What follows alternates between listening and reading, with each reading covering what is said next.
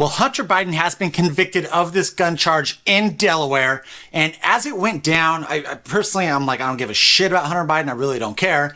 But I was kind of scrolling through Twitter yesterday. And I was trying to see what the response was from so many people on that. And it's pretty telling to me that I believe that this is all planned from the Biden administration, him being charged. I'm going to dive into that a little bit, like kind of what I'm thinking, why I think this has already been pre-planned.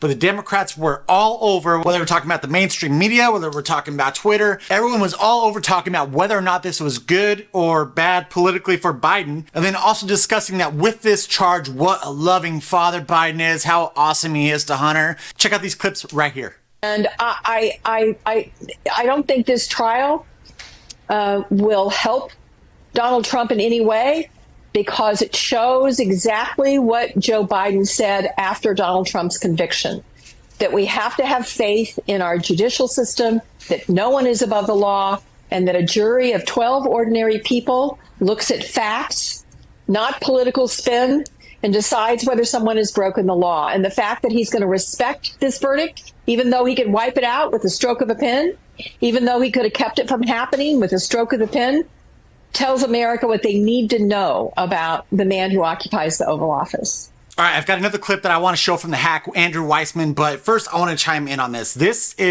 I feel like there's two reasons why they are doing this, two main reasons essentially. And so what they're trying to do is they're trying to remove the case when Donald Trump says in the next debate, whether he says on truth or anything like that. What is Trump talking about? The fact that the justice system is rigged. We have a president who just allowed his son to get convicted. This is one of the main points why they are doing this. I think they have this huge plan laid out before how it's going to kind of go down in order to remove that talking point from Trump, so they could go and say, you know what, Biden obviously isn't doing this because he allowed his own son to be able to get convicted, potentially go into jail, prison over this charge. If you claim that the justice system is rigged, then how would he allow his son to do that? He would have saved him and all this stuff. I don't think we have a greater example of who Joe Biden is than the combination, as you said, Nicole, the unique combination of the personal with the sort of political and the adherence to the rule of law. If people could just step back for one moment and imagine that you as a parent, as a father, as a mother, have the power to get rid of the criminal problems that your child is facing. You have the power to order the Department of Justice to dismiss a federal case. You have the power to pardon that person.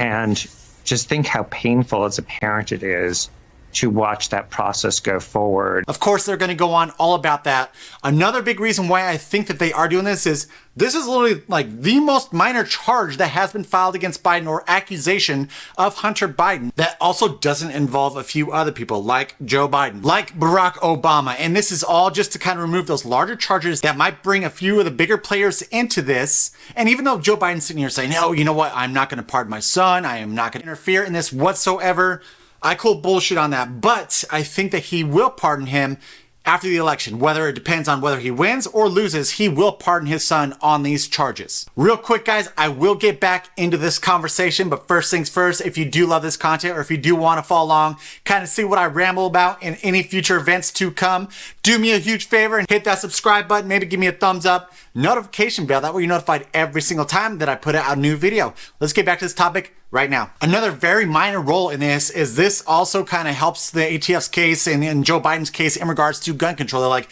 hey, you know what? My son was convicted on this stuff. Obviously, I believe dearly in the gun control that we are looking to pass. Otherwise, I would let my son get off scot-free, and then that way we can go after the gun control that we really want. I can't say this. If this was like Don Jr. or Barron Trump, holy crap, what a hellstorm. We would hear for the next month how one of Trump's sons got convicted. They would light it up on every single headline for literally 30, 45 days. And that was always see what a horrible father Trump is. He raised his sons in a way that now they're getting charged, they're being convicted on gun charges. Holy crap. How can we expect this guy to be a president when he came and raised his own kids? The narrative would be completely flipped if Trump were in office and this was happening to his sons. After going through Twitter last night, though, and looking at all the crazy tweets from all the leftists consistent on Twitter. I mean, by the way, I'm actually going to do something on this, but what the hell? Who decided to release all the clowns?